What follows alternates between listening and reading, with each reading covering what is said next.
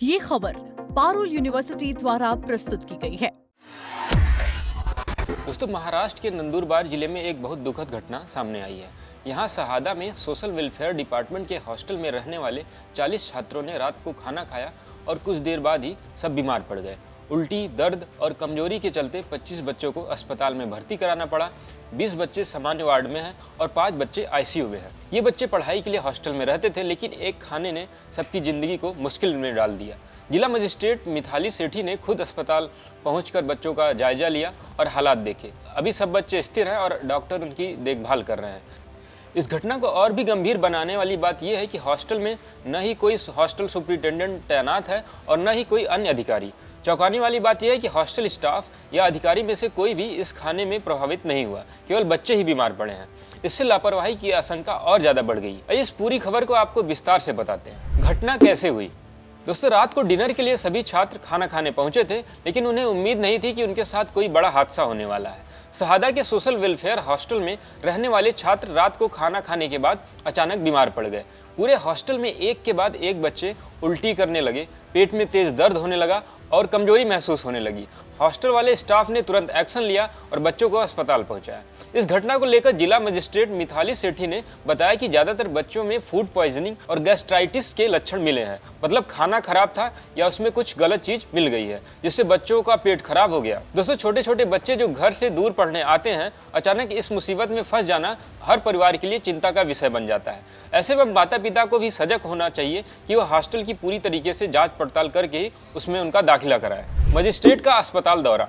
जैसे ही खबर मिली तो जिला मजिस्ट्रेट मिताली सेठी शनिवार को शहादा रूरल हॉस्पिटल पहुंच गई। उन्होंने हर बच्चे की हालत खुद देखी, डॉक्टरों से बात की और माता पिता को भी आश्वासन दिया। मिताली सेठी ने कहा, 20 बच्चे अभी रूरल हॉस्पिटल में भर्ती हैं। 5 बच्चों को ऑक्सीजन और ब्लड प्रेशर की समस्या थी, इसलिए उन्हें आईसीयू में रखा गया है। लेकिन अच्छी बात यह है कि सभी बच्चे अब खतरे से बाहर हैं। हम लगातार मॉनिटरिंग कर रहे हैं। उन्होंने बच्चों के माता पिता के लिए भी खाने पीने और रहने की पूरी इंतजाम कर दिए हैं। माँ बाप चिंतित थे, लेकिन प्रशासन की तरफ से तुरंत मदद मिलने से उन्हें थोड़ी राहत जरूर मिली है। दोस्तों, अच्छी खबर यह है कि ज़्यादातर बच्चे अब ठीक हो चुके हैं। डॉक्टर कह रहे हैं कि कुछ दिनों की निगरानी के बाद उन्हें छुट्टी दे दी जा सकती है। इसके साथ ही आईसीयू में भर्ती 5 बच्चों की हालत भी काफ़ी ज़्यादा स्थिर है। मैं शहादा में अभी एक जो हमारा समाज कल्याण का हॉस्टल है, वहाँ पर एक 40 बच्चों में फूड पॉइजनिंग गैस्ट्राइटिस की एक कंप्लेंट आई थी। उसमें से 25 बच्चे हॉस्पिटल में एडमिटेड हैं, 20 बच्चे रूरल हॉस्पिटल शहादा में हैं और 5 बच्चों को थोड़ा ऑक्सीजन और बीपी का इशू था, तो इसके लिए उनको आईसीयू में एडमिट किया है। 25 बच्चे जो हैं वो at this point of time stable हैं और जो भी अपडेट्स हैं वो डॉक्टर से मैं रेगुलरली ले रही हूँ। यहाँ पे जो रूरल हॉस्पिटल में है, वहाँ पे मोस्ट ऑफ द बच्चे भी स्टेबल हो गए हैं। 24 घंटे रख के उनको डिस्चार्ज कर देंगे। पेरेंट्स की भी रहने की, खाने की व्यवस्था हम लोग कर रहे हैं। हॉस्टल में अभी जा रही हूँ वहाँ पे देखने के लिए कि वहाँ पे क्या इश्यूज आए हैं। खाने के सैंपल्स ले लिए गए हैं टेस्टिंग के लिए। वॉमिटिंग के भी थोड़े सैंपल्स लिए हैं, सो दैट लैब रिजल्ट्स के आधार पर हम जवाबदारी फिक्स कर सके। और जो एचएम है, सोशल वेलफेयर ऑफिसर है, वार्डन है, उस पर भी क्या अकाउंटेबिलिटी फिक्स करनी है, उसका काम हम भी कर रहे हैं। पुलिस की टीम भी यहाँ पर प्रेजेंट है। पुलिस की टीम में भी जो पालक है, उनकी तकरार लेनी है और उनके लिए भी हम पुलिस स्टेशन के साथ भी समन्वय कर रहे हैं। एंड हॉस्टल में जाके अभी अगले 2 महीने में क्या क्या इश्यूज हैं वो पूरे सॉर्ट करके, जो डिस्ट्रिक्ट का फंड है उससे भी कैसे और पैसे देके हम पूरी क्या क्या कमी है उसका पूरा पेरेंट्स के साथ मिलके थोड़ा मैपिंग करेंगे। और आगे भी रेगुलरली जो खाना है उसका मॉनिटरिंग कैसे करना है, मैं खुद 15-15 दिन में इसका एक रिव्यू अपने पास रखूंगी जब तक एक सिस्टम सेट नहीं होता। लैब रिपोर्ट पर होगी कार्रवाई। अब सबसे महत्वपूर्ण सवाल यह है कि आखिर हुआ क्या था। मजिस्ट्रेट ने बताया कि खाने के सैंपल और बच्चों की उल्टी के सैंपल लैब भेज दिए गए हैं। रिपोर्ट आने के बाद साफ पता चलेगा कि खाने में क्या खराबी थी। खाना पुराना था, मसाले खराब थे या किसी ने लापरवाही की थी। जो भी दोषी निकलेगा उसके खिलाफ सख्त कार्रवाई की जाएगी, चाहे हॉस्टल का कुक हो, वार्डन हो या कोई अधिकारी। किसी को भी बख्शा नहीं जाएगा।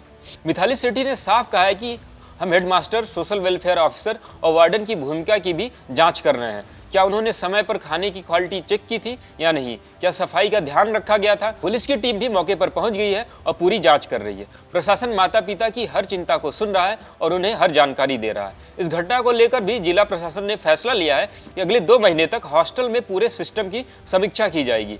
हॉस्टल की रसोई की हालत चेक होगी, खाने की सप्लाई कहां से आती है उसकी जांच होगी और सफाई स्टोरेज की व्यवस्था भी सुधारी जाएगी।